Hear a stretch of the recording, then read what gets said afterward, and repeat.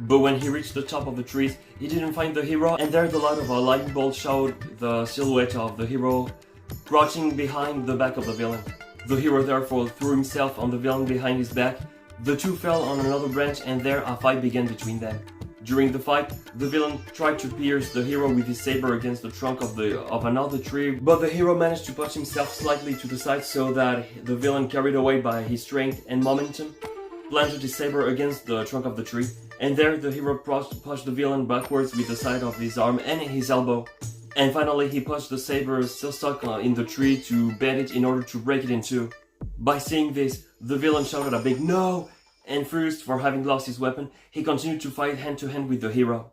But during the fight, the hero had another idea when he saw the same Hindu temples that we see since the beginning of the movie, where his past was revealed to him below them.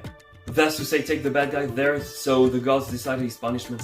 Then he gave to the villain another punch in his belly with his elbow to destabilize him long enough to grab him with one arm, and then he grabs a vine with the other arm to swing while carrying the villain to the temple. And once inside, the young man tells the gods that he brought this man to them so they could decide his punishment for all his crimes.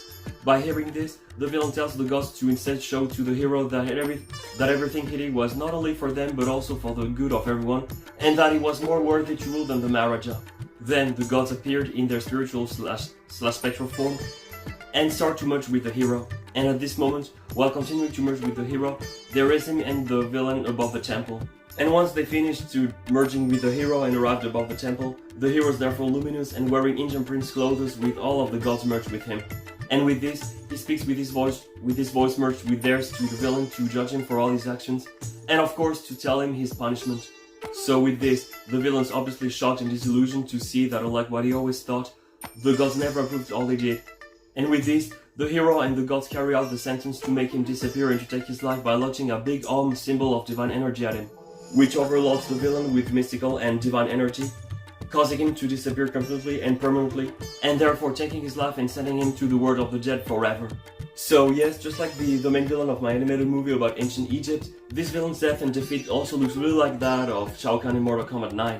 And right after this, the gods pot the young man down back to the ground while detaching themselves from him, and the hero, once on the ground and back to himself, sees his adopted family and the human royal family further around Raja dying with his wife right next to him, crying by watching her husband dying. So the hero approaches and his adoptive mother leaves him her place.